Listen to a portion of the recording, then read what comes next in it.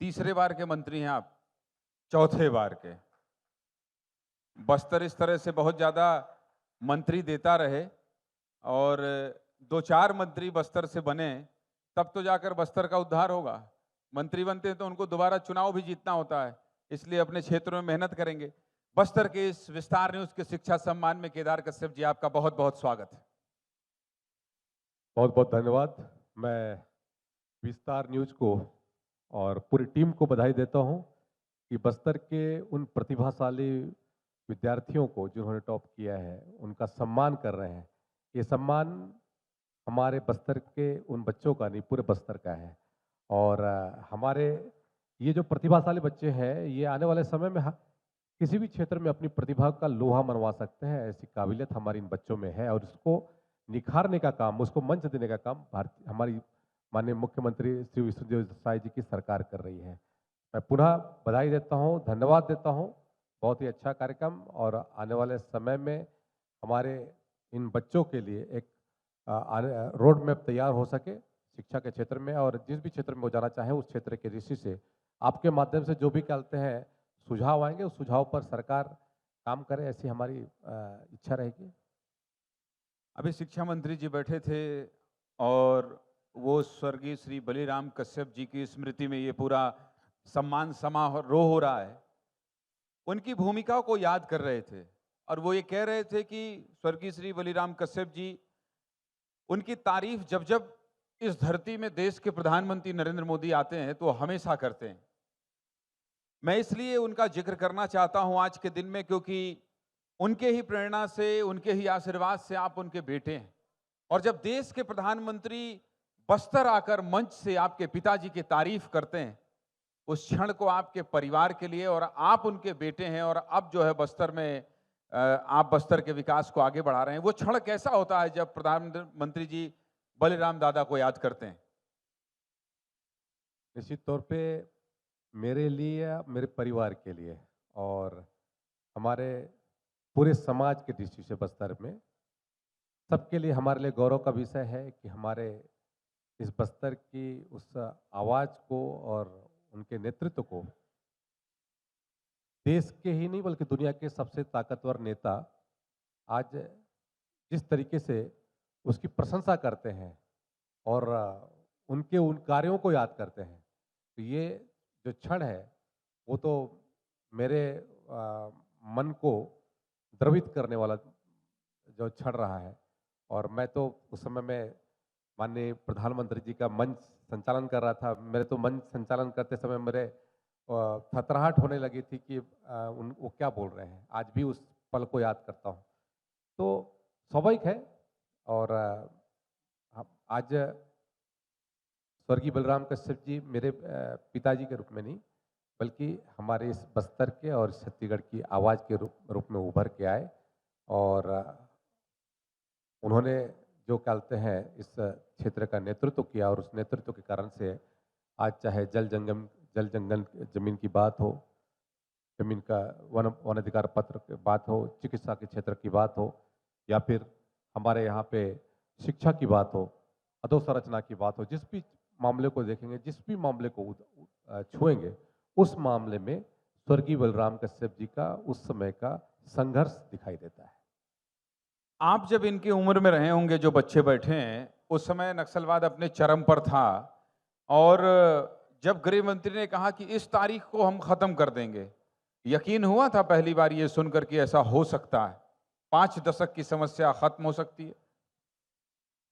देखिए 50 वर्षों की एक लंबी समय जो हम लोग बचपन से सुनते थे, और जिस तरीके से पूरा बस्तर और पूरा देश नक्सलवाद की उस पीड़ा के उस दर्द को झेल रहा था। हमने कई साथियों को खोया, हमारे आईजी साहब बैठे हैं, और कई जवानों को हम खोते थे। तो हम लोग जाते थे तो हमारे मन में पीड़ा होती थी कि ये कब खत्म होगा। एक समय ऐसा लगा था कि सलवा जुडम जब चालू हुआ था तो हमारे यहाँ से नक्सलवाद का खात्मा होगा। और हम सबके लिए सौभाग्य का विषय है कि हमारी राज्य में और केंद्र में सरकार और उसके बाद माननीय प्रधानमंत्री श्री नरेंद्र मोदी जी ने और हमारे देश के गृह एवं सहकारिता मंत्री जी श्री अमित शाह जी ने, जिन्होंने बस्तर ओलंपिक में 2024 में उन्होंने इस बात का घोषणा किया कि आने वाले 31 मार्च 2026 तक पूरे बस्तर सहित, क्योंकि 78 से 80% पूरे देश के नक्सलवाद का सबसे बड़ा क्षेत्र जो है ये हमारा बस्तर रहा, और पूरे देश से नक्सलवाद का खात्मा का संकल्प हमारे बस्तर से लिया गया। स्वाभाविक है, पहले तो हम भी मंच में बैठे थे तो लग रहा था कि माननीय गृह मंत्री जी ने ऐसा क्या बोल दिया, ये क्या क्या घोषणा कर दिया। लेकिन हमसे ज्यादा विश्वास जो ग्रामीण क्षेत्र में रहने वाले हैं, आम जनता है, पुलिस के फोर्स के जवान हैं, किस तरीके से उनका हौसला बुलंद हुआ और उनके लोगों के माध्यम से पुलिस के जवानों ने कहा कि हम 31 मार्च 2026 तक नक्सलवाद का खात्मा करेंगे। गांव के लोगों ने कहा कि अब नक्सलवाद का खात्मा करने से कोई नहीं रोक सकता, और उसके लिए रणनीति बनी हमारे। और तो सबसे बड़ी बात यह है कि माननीय अमित शाह जी इसका संकल्प ले रहे हैं ना, कोई ऐसी कत्तू खैरा नहीं ले रहा है। देश के गृह मंत्री हैं और देश के गृह मंत्री होने के नाते जिन्होंने कहते हैं कश्मीर से आतंकवाद का सफाया किया, कश्मीर को भारत का अंग बनाया, न आतंकवाद पूरे देश से खत्म किया, लोगों को विश्वास हो गया कि ये वो व्यक्ति है जो कहता है वो करता है, और उसके आधार पर आज पूरे देश से नक्सलवाद का खात्मा हुआ। ये विश्वास होता है, और विश्वास के साथ में जनता खड़ी दिखाई दी। और हमारे पुलिस के साथियों ने जिस तरीके से, जिस हौसले के साथ, जिस इरादे के साथ में इस पूरे मिशन में कहते हैं झंडे गाड़े। यहाँ केवल हम छत्तीसगढ़ की बात नहीं कर रहे, हमारे बॉर्डर के जो क्षेत्र हैं उन बॉर्डर क्षेत्र में भी एक रणनीतिक तहत में कैसी कार्रवाइयाँ हुई कि हमने अपनी आंखों से देखा, चाहे वो झारखंड का हो, चाहे वो महाराष्ट्र का हो, चाहे इधर तेलंगाना का हो, आंध्रा का हो, उड़ीसा का हो, जिस भी क्षेत्र में, वहाँ पर जिस तरीके से घर में घुस करके मारा गया, ये होता है। मैं आपसे एक सवाल और पूछना चाहता हूं। मैं गृह मंत्री विजय शर्मा जी से भी पूछा था जब वो पश्चिम बंगाल चुनाव में गए थे। मैंने कहा जब वो लौट के आए, आप लोगों को पश्चिम बंगाल में सफलता मिली, तो मैंने कहा विजय शर्मा जी ये बताइए, आपकी व्यवस्था तो गृह मंत्री अमित शाह के मंच संचालन से लेकर स्टेज तक की थी, हड़काते बहुत हैं वो, एक आध बार डांटे फटकारे कि नहीं? आपसे भी ये जानना चाहता हूँ कि कई बैठक ऐसी हुई होगी जिसमें गृह मंत्री अमित शाह ने कोई प्लानिंग की होगी, एक आध बार डांट फटकार आप लोगों को मिली कि नहीं कि यार समझते नहीं हो केदार, मैं ये कह रहा हूं तो ये क्यों नहीं हो पा रहा है? इस तरह का कोई अनुभव? मैंने विजय शर्मा जी से जब पूछा तो उन्होंने कहा कि मैं पहले कुछ वीडियो देख लिया था इसलिए सतर्क था। इसलिए आपके पास भी कोई अनुभव हो तो आप अगर बता सकते हैं तो बताइए। बिना जिद के तो ये खत्म नहीं हो सकता था। के साथ में तो जो समय जब उनके साथ में हम व्यतीत करते थे तो वो एक हमारा अलग टाइम होता था, वो सीखने का समय होता है, और उनके हर गतिविधि में सीखने का समय होता है। मुझे याद है हम लोग हिंगलगंज में थे, और हिंगलगंज में माननीय गृह मंत्री जी का वहाँ पर कार्यक्रम हो रहा था। भीषण गर्मी थी, दोपहर का समय था, दोपहर के समय में उनका आगमन होना था, और प्रत्याशी किसी बात को लेकर के रुष्ट हो गई, वो अपने दूसरे स्थान पे चली गई और मोबाइल ऑफ कर दिया उसने। माननीय गृह मंत्री जी सामने उतर रहे थे, तो उतरते पूछे क्या स्थिति है, तो बताया कि प्रत्याशी नहीं है। और गृह मंत्री जी मंच पर पहुंच गए थे? उस समय पहुंच गए। अब वो बोले तो कुछ नहीं, लेकिन क्रोध से तो हमको ही देखे, और उनका बोलना और आंखों से ततेरना वो इतना ही काफी। और उनको रिसीव करके फिर अपन ताबड़तोड़ हड़बड़ा के, उस समय मैं माननीय गृह मंत्री जी के साथ में संपर्क में था, फिर उन्होंने बताया कि फलना क्या बोलते हैं वहाँ पर बैठी है, और रोड मैप उसमें अपन मोबाइल का टेक्नोलॉजी का उपयोग किया और मोटरसाइकिल में जाकर के उनको लेकर के आए। तो वो भी एक समय था उसको। और निशिकांत दुबे जी वाला केस बता रहे हैं क्या? हाँ हाँ, वही निशिकांत दुबे जी को कहा गया था बिल्कुल, कि बिल्कुल। लेके आइए। बिल्कुल। हाँ, वो वो बड़ा वो एक समय था। फिर बाद में कार्यक्रम हुआ और कार्यक्रम होने के बाद में वो नीचे उतरे, बोले आगे ऐसा कार्यक्रम नहीं ऐसा नहीं होना चाहिए कि चलते हैं कहीं पर अव्यवस्था नहीं होनी चाहिए। संभाला तुम्हारी जवाबदारी है। और खैर महामंत्री के नाते तो बहुत बार डाँट सुनना पड़ा, तो उसको मैं चौथी बताना बार नहीं क्या आप चाहूँगा। मंत्री हैं और इसलिए आप डाँट पड़ी तभी आज यहाँ पर भारतीय जनता पार्टी की सरकार भी है। ठीक भारतीय बात। जनता हम लोगों को चाहे वो हमारे डिप्टी सीएम हो, चाहे मुझे हो, चाहे वो ओपी चौधरी जी को हो, सबको डाँट पड़ी है और हमारे वरिष्ठ हैं और उनके डाँट से बहुत कुछ सीखने का अवसर प्राप्त हुआ। कभी अकेले में रहिएगा तो बताऊँगा मैं। अकेले में बताएँगे मतलब डाँट इनको ज़्यादा पड़ी है। इस साफ गोई के लिए ताली बजाइए भाई। चलिए, बहुत अच्छी बात है। दूसरी बात मैं अब इसलिए आपके पास आना चाहता हूँ, जो कुछ कंट्रोवर्सी है उस पर भी बातचीत करना ज़रूरी है। कई बार लोग कहते हैं कि अरे बस्तर में जाके इतना बेहतर-बेहतर दिखा के आ जाते हो, जैसे लगता है कि राम राज्य आ गया हो और सब कुछ बढ़िया हो गया है। कमियाँ बहुत हैं, सवाल बहुत उठ रहे हैं और आपके पास तो वन मंत्रालय है, जंगल खत्म करने की बात कही जा रही है। कैसे भरोसा जीतेंगे? बार-बार एक ही सवाल है कि ठीक है नक्सलवाद खत्म कर दिया आपने, इसके लिए विपक्ष भी ताली बजाता है, सब ताली बजाते हैं। लेकिन बार-बार एक सवाल खड़ा कर देते हैं कि बस्तर को खत्म करने के लिए, जो यहाँ के माइनिंग को बढ़ाने के लिए, यहाँ की वन संपदा को बर्बाद करने के लिए ये सब किया जा रहा है।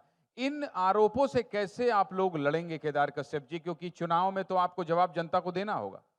देखिए विपक्ष के पास में कोई मुद्दा नहीं है और उसके कारण से वो एक नैरेटिव सेट करना चाहते हैं। लोगों के बीच में गलतफ़हमियाँ फैलाना चाहते हैं कि नक्सलवाद यहाँ पर जो है जंगल काटने के लिए या फिर इस तरीके से अव्यवस्था करने की दृष्टि से वो बातों को लोगों तक फैलाना चाह रहे हैं। लेकिन उनके मंसूबे सफल नहीं होंगे। लोग समझदार हैं, सब जानते हैं। जो लोग मंच पे बैठ कर के या फिर मंच के माध्यम से ये कहते हैं कि सरकार की इसमें कोई उपलब्धि नहीं है। अभी देखिएगा, अभी विधानसभा सत्र चालू होगा तो फिर वहाँ पर ये सब बातें आएँगी और उसमें किस तरीके से आरोप-प्रत्यारोप लगाएँगे कि उनके सरकार में बहुत ऑपरेशन सर्च और ये वो हमने क्या बोलते हैं कोई घटना नहीं थी। उनके समय में तो पूरी तरीके से बंद था। उनके गृह मंत्री जी का एक बार भी पता कर लीजिए, मैं किसी के ऊपर आरोप नहीं लगाता। लेकिन गृह मंत्री जी का एक बार 5 साल का रिकॉर्ड देख लीजिए कि गृह मंत्री जी कितनी बार यहाँ पर आए और नक्सलवाद के लिए कितनी बार बैठक ली है उनके गृह मंत्री जी और हमारे गृह मंत्री जी का और माननीय मुख्यमंत्री जी का आप निकाल लीजिए। केंद्रीय गृह मंत्री जी का निकाल के लीजिए। आज साल भर का रिकॉर्ड निकाल लीजिए, आपको पता चलेगा कि जितनी बार कहते हैं केंद्रीय गृह मंत्री जी आए, वो एक मतलब अद्भुत है। इतना रिकॉर्ड कभी कहते हैं केंद्रीय गृह मंत्री जी कहते हैं हमारे इस छत्तीसगढ़ में और हमारे बस्तर में नहीं आए। जो कहते हैं माननीय अमित शाह जी आकर के इस क्षेत्र की शांति व्यवस्था कायम करने में उनका कहता जो योगदान है। तो ये कहीं न कहीं से ये बात आज कांग्रेसियों को पच नहीं रही है, विपक्षियों को पच नहीं रही है और उसके कारण से इस तरीके से वातावरण फैलाने की कोशिश कर रहे हैं और मंच से वो कहते हैं कि वो प्रशासन ने अच्छा काम किया, इसने अच्छा काम किया। या हम तो बोलते हैं, हम भी बधाई देते हैं।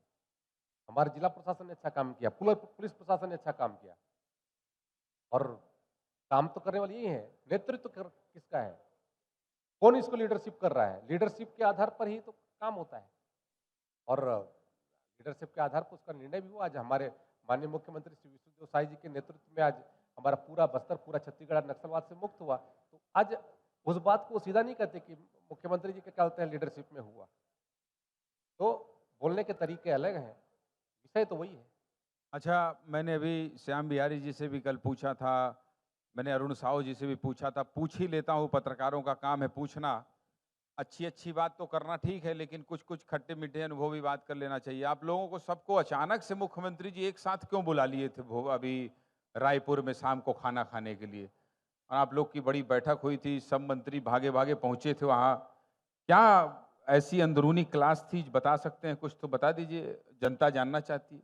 देखिए, माननीय मुख्यमंत्री जी हैं, मुख्यमंत्री जी अपने साथ में अपने मंत्रियों को नहीं बुलाएँगे, किसको बुलाएँगे? हम लोग तो उनके सहयोगी के रूप में काम कर रहे हैं और राज्य में 2.5 साल पूरे हो रहे हैं। 2.5 साल में यदि हम किन-किन क्षेत्रों में कौन-कौन से ऐसे हमारी गारंटियाँ हैं, कौन-कौन से ऐसे संकल्प हैं, जो हमारे पूरे हुए हैं और किस तरीके से हम उसका क्रियान्वयन करा पा रहे हैं। यदि इस पर हमारी बैठक होती है, तो इसमें किसी को कोई आपत्ति नहीं होनी चाहिए। माननीय मुख्यमंत्री हैं और मुख्यमंत्री जी को जानना भी जरूरी है कि किस तरीके से आने वाले समय में हमारी रणनीति बने।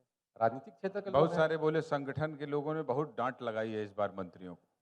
संगठन के जो हमारे महामंत्री हैं वो तो स्वाभाविक है कि हमको कहीं ना कहीं से जो हमारी चूक हो जाती है या फिर हमारे कार्यकर्ता की जो बातें हैं वो संगठन के माध्यम से भी आ जाता है, स्वाभाविक है। तो हमको तो संगठन के दृष्टि से हमको काम करना है और भारतीय जनता पार्टी तो संगठन वाली पार्टी है। कहीं ना कहीं से हमारे जो कार्यकर्ता है उनकी कार्यकर्ताओं की जो बात है वो संगठन महामंत्री तक जाती है, संगठन तक जाती है, तो सीधे उसके बाद फिर सीधा हम तक भी आती है, सीधे भी आती है। तो हम लोग क्या हो सकता है क्या नहीं हो सकता है उस बात को तो हम अपने उच्च स्तर के मंच तक ही अपना साझा कर सकते हैं। देश के गृह मंत्री कहते हैं आने वाले 10 सालों में देश का सबसे समृद्ध जिला होगा बस्तर। ऐसे में जो मंत्री हैं उनके पास भी बड़ी जिम्मेदारी बढ़ जाती है कि वो अपने तरफ से इस पूरे उनके संकल्प में क्या भूमिका निभा सकें। तो क्या मंत्रियों को भी ऐसा कोई टारगेट दिया गया है या आदेश दिया गया है या कोई कार्य योजना बनाई गई है कि भाई साहब अगर आपके विभाग का बजट 10,000 करोड़ रुपए है तो आप 2,000 करोड़ रुपए बस्तर में खर्च करेंगे? इस तरह से कोई टास्क दिया गया है या आप लोग कोई ऐसी कार्य योजना बना रहे हैं?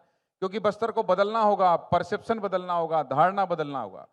बस्तर को हेल्थ, एजुकेशन, इंफ्रास्ट्रक्चर, बाकी जो फैसिलिटी है उस सारी स्थिति में हम बेहतर करें, इसके लिए लगातार हमारी सरकार की योजना है और उसके लिए बजट की कोई कमी नहीं होगी। कोई ऐसा नहीं कि आपको ऐसा करना है, हम पैसे दे करके नहीं, उसके दृष्टि से हमारे वहाँ के लोगों को भी हमको तैयार करना है, केवल पैसे खर्च करने का उचित नहीं।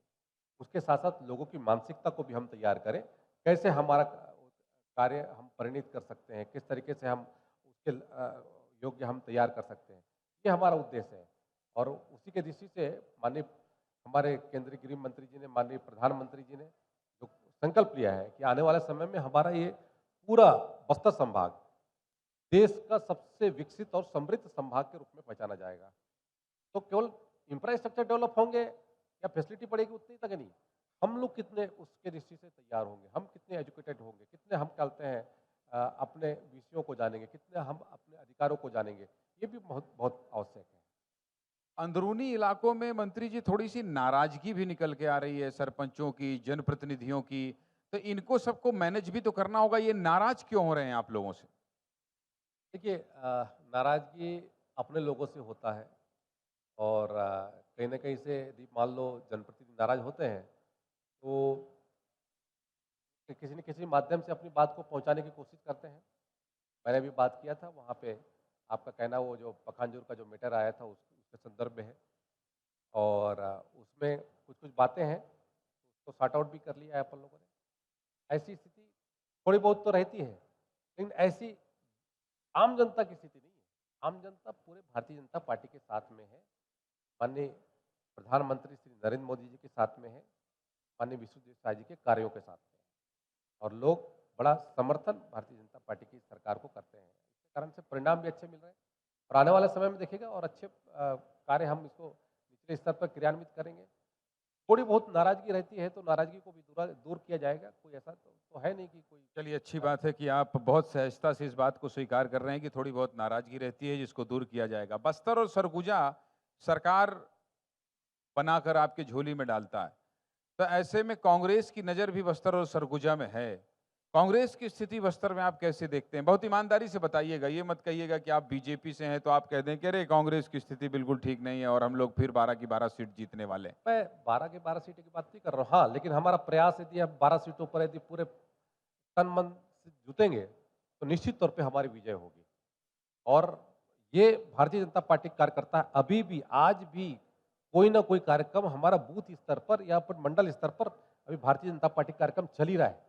ये भारतीय जनता पार्टी कार्यक्रम जो 365 दिन अपना समय भारतीय जनता पार्टी को देता है, भारतीय जनता पार्टी को खड़ा होने में देता है।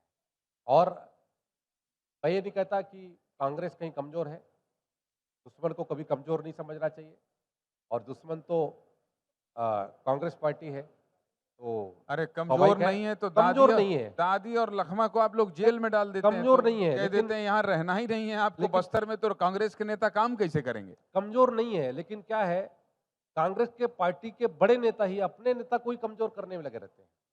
अच्छा, आप ये कह रहे हैं अब कि भूपेश पीसीसी बघेल, चरणदास मान, टीएस सिंहदेव दादी को कमजोर करना चाहते हैं, बिल्कुल दीपक बैज कमजोर उनके करना चाहते हैं। उनके जितने भी बयान देख लीजिए, वो कभी भी ट्राइबल लीडरशिप को पसंद नहीं करते। आप देख लीजिएगा, इससे पहले मोहन मरकाम जी थे, तो मोहन मरकाम को भूपेश बघेल जी जब मुख्यमंत्री थे तो सरेआम उनको बेइज्जत करते थे। और आज भी वही मोहन स्थिति है। मरकाम जी से आज भी आपकी पीसीसी के मोहन अध्यक्ष है। मरकाम जी से आपकी दोस्ती बढ़ तो नहीं रही है? नहीं, मेरी दोस्ती तो है, मेरी दोस्ती तो कांग्रेस के नेताओं के साथ में है, लेकिन राजनीतिक मतभिन्नता तो है, राजनीतिक मतभिन्नता तो है और वो तो रहेगी। नहीं, मोहन लेकिन मरकाम जी की चिंता अगर आप कर रहे हैं, नहीं, इसका मतलब कहीं आप मैं लोग कटिया तो नहीं डाल रहे हैं? मैं मोहन मरकाम का उदाहरण इसलिए दे रहा हूं, जब वो मंत्री थे तब भी देता था, पीसीसी के अध्यक्ष थे तब भी देता था, क्योंकि उनकी मानसिकता आदिवासी जो समाज के हमारे नेता हैं उनको किस तरीके से अपमानित करने का था, किस तरीके से उनको कहते हैं तुच्छ समझा जाता था। भारतीय जनता पार्टी, देखिए भारतीय जनता पार्टी ने जिस तरीके से हमारे आदिवासी नेताओं को आगे बढ़ाया है, किस दीपक तरीके बैज से तो बस्तर से ही हैं। हाँ है, इसी बात का तो उनको नहीं पच रहा है कि वो बस्तर का ट्राइबल नेता है, तो उसको कैसे आगे बढ़ने दिया जाए, कैसे कहते हैं राहुल गांधी का खास हो सकता है। यहाँ तो सब राहुल गांधी के खास होने के चक्कर में पड़े हुए हैं। भूपेश बघेल जी का बयान उठाकर देख लीजिए, या फिर क्या कहते हैं टीएस बाबा का बयान देख लीजिए, वो किसी न किसी रूप में ये कोशिश करते हैं कि ये जो आदिवासी क्या कहते हैं पीसीसी अध्यक्ष है उसको क्या कहते हैं यहाँ से हटाया जाए। ये जो आप तारीफ कर रहे हैं इन लोगों की, इस तारीफ में मुझे कुछ राजनीतिक साजिश की बू आ रही है। खैर, चुनाव आते आते बहुत सारे लोग वॉशिंग मशीन में जाते हैं और धुल के आ जाते हैं। बीजेपी में अभी बताइए, पश्चिम बंगाल में चुनाव हुआ, 20-20 सांसद सायोनी घोष जैसी सांसद छोड़ के भारतीय जनता पार्टी में चली आई, और उसके पहले वो कैसा कैसा गाना गाती थी। तो इसमें तो बहुत मास्टरी है आप लोगों की, आप लोग पाला बहुत जल्दी बदलवाते हो। ऐसा कोई प्लान आप लोग अभी यहाँ भी तैयार करना चालू कर दिए हैं क्या? नहीं नहीं, हम पाला नहीं बदलते, जो पाला बदलते हैं उनके बारे में आप बात कर रहे हैं। और आज नहीं, आप लोग किसी बदलवाते हैं? नहीं नहीं, जो जो पाला बदल रहे हैं उनकी बात, वो तो स्वाभाविक है, उनके लिए तो खुला मंच है, वो आ सकते हैं। और हम उनकी विचारधारा के साथ में कभी नहीं गए। उन्होंने हमारे विचारधारा को अपनाया है, हमारी आइडियोलॉजी को उन्होंने अपनाया है। और आज देश में और राजनीति में यदि किसी को अपना अच्छा भविष्य बीजेपी में दिखाई देता है, बनिस्पत विपक्ष के उन दलों में, मैं किसी पार्टी का नाम नहीं लूंगा, वो उस पर यदि अपना भविष्य नहीं देखते तो अब उसमें मैं क्या कह सकता हूँ। उनको तो पूरा देश को समझ में आ रहा है कि ये किस ओर दौड़ रहा है। आज यदि देश को विकास करना है या क्षेत्र को आगे बढ़ाना है, राजनीतिक रूप से मजबूत करना है, तो उसको भारतीय जनता पार्टी ऑप्शन दिखाई देता है, दूसरा ऑप्शन है ही नहीं। अंतिम सवाल आपसे करना चाहता हूं केदार कश्यप जी। देखिए, बस्तर में जब माओवाद था तो माओवाद के रहते हुए ठेकेदारी हो, जिला कलेक्टर कार्यालय हो, चाहे पुलिस प्रशासन हो, चाहे ट्रांसपोर्टेशन हो, ये बात कहना पड़ेगा इस मंच से कि बहुत ज्यादा करप्शन था, क्योंकि बहुत ज्यादा देखरेख नहीं हो पाती थी, अंदरूनी इलाकों में प्रशासन की बहुत पहुंच नहीं हो पाती थी, तो भ्रष्टाचार भी बहुत ज्यादा बस्तर में रहा है। ये किसी से नहीं छिपा है और इस बात को कहना चाहिए। उस भ्रष्टाचार की दीमक को आपकी सरकार कैसे खत्म करेगी? क्योंकि बहुत सारी जगह है जहां लोग मॉनिटरिंग करने के लिए नहीं पहुंच पा रहे हैं, ई नहीं पहुंच पा रहे हैं, पीडब्ल्यूडी के अफसर वहां मूल्यांकन करने के लिए नहीं पहुंच पा रहे हैं, स्कूल बन गया है, स्कूल की क्वालिटी देखने के लिए नहीं पहुंच पा रहे हैं। और मैं ये नहीं कह रहा हूं कि ये किसी बीजेपी की सरकार या कांग्रेस की सरकार में, बस्तर की परिस्थितियां ऐसी थी कि यहां भ्रष्टाचार की बहुत खबरें आती थी क्योंकि उसकी मॉनिटरिंग नहीं थी। इन छोटी छोटी चीजों को कैसे दूर करेंगे? क्योंकि ये अगर करप्शन खत्म नहीं होगा तो विकास नहीं होगा, और विकास के आड़े करप्शन हमेशा आता है। नहीं, देखिए पहले जो स्थिति थी नक्सलवाद के कारण से इन क्षेत्रों में एक मॉनिटरिंग की बहुत बड़ी समस्या होती थी। और इन क्षेत्रों में चाहे हेल्थ की इशू हो, चाहे एजुकेशन का हो, चाहे निर्माण के कार्य में हो, जो भ्रष्टाचार होते थे, तो कहीं ना कहीं से कांग्रेस पार्टी, जो कि लंबे समय तक इस देश में और इस राज्य में भी कहते हैं अविभाज्य राज्य में भी लंबे समय तक, जिनके आका लोग ये कहा करते थे कि कहते हैं नक्सली उनके परिवार के हैं, ऐसे ऐसे बयान आते थे। सीधा सीधा वो है कि कहीं ना कहीं से उनको पोषित करने वाले लोग वही लोग थे जो लोग कहते हैं इनको बढ़ाया है, और जिन लोगों ने इस यहाँ भ्रष्टाचार का माया जाल बिछाया। पिछली सरकार में भी उनके जो अध्यक्ष थे वो नहीं, कांग्रेस के, अभी वो उसमें अभी उस अभी विधानसभा अभी विधानसभा में भी अभी वो लोग वो कहते हैं विपक्ष प्रश्न में लगाए थे, और प्रश्न में उन लोगों ने पूछा था अभी कि वो उनके कहते हैं इस समय भ्रष्टाचार। दूसरी बात मैं ये कह रहा हूँ कि आज हम कोई ऐसा स्थिति नहीं है, आज पूरा हमारा बस्तर, पूरा छत्तीसगढ़ पूरी तरीके से ओपन है। हमारे मंत्रीगण, हमारे विधायकगण, माननीय सांसदगण अब कहीं पर भी जाकर के, चाहे दिन में हो चाहे रात में हो, किसी भी रास्ते से हो, वो जा सकता है, मॉनिटरिंग कर सकता है। हमारे अधिकारी वहां जाकर के मॉनिटरिंग कर सकते हैं। ये अंतर आ गया है। अब किसी के पास में कोई बहाना नहीं है। अब वहां पर जाकर के जो यदि कोई गलत कर रहा है तो उसके ऊपर कार्रवाई होगी। अब उस पर ढीला हवाला नहीं दे सकते कि वो नक्सल प्रभावित क्षेत्र है, वो अति संवेदनशील क्षेत्र है, वहां पर नहीं जा सकते।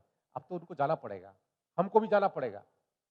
और हम अभी अभी मैं खुद कहते हैं वहां पर गया था, केसकुतुल गया था मैं, जो कभी नक्सलियों की राजधानी कहा करते थे। इधर मैं मरईगुड़ा गया था। ऐसे क्षेत्र जहां पर कभी हम नहीं जा पाते थे, उन क्षेत्रों में अब हम जा रहे हैं। और अब जा करके उन क्षेत्रों में अब लोगों को भी हो गया कि अब गांव के लोग भी हम जागरूक हो गए। अब तो कह रहे हैं कि ये योजना का लाभ है, ये चीज काम होना चाहिए, वो काम अब दिखना चाहिए। और इसीलिए चाहे सुशासन तिहार के माध्यम से हो, इन योजनाओं के माध्यम से हो, हमारी सरकार वहां तक पहुंच रही है। माननीय विष्णुदेव साय जी के स्वयं पहुंच रहे हैं, और हम हाँ, स्वयं इसमें पहुंच रहे हैं। इसमें कोई शक नहीं है। मैं बीजापुर में आपसे मेरी मुलाकात हुई थी, सुकमा में या बीजापुर में। में हम लोग, हाँ। तो आप ये बात तो सही है, इसकी तारीफ करना पड़ेगा कि कोडापल्ली जैसे गांव में जहां नक्सलियों की आखिरी मीटिंग थी, वहां सरकार पहुंच रही है, आप लोग पहुंच रहे हैं, मुख्यमंत्री पहुंच रहे हैं। तो ये बात तो मैंने खुद देखी है, तो इससे इनकार नहीं किया जा सकता। लेकिन मुझे लगता है कि बहुत बड़ी बुनियादी समस्या है जिस ओर आप जैसे जिम्मेदार लोगों का ध्यान दिलाना जरूरी था। शिक्षा सम्मान में आप आए, खुलकर अपनी बात रखी, जो बताना था वो बताए, जो नहीं बताना था नहीं बताए। नहीं, पूरा बताया मैंने, पूरा आपको जो अलग से बताना हो तो अलग से दे दूंगा। बहुत बहुत धन्यवाद केदार कश्यप जी, बहुत ही शानदार बातचीत हुई। देखिए लोगों को भी बड़ा आनंद आया। बहुत बहुत धन्यवाद।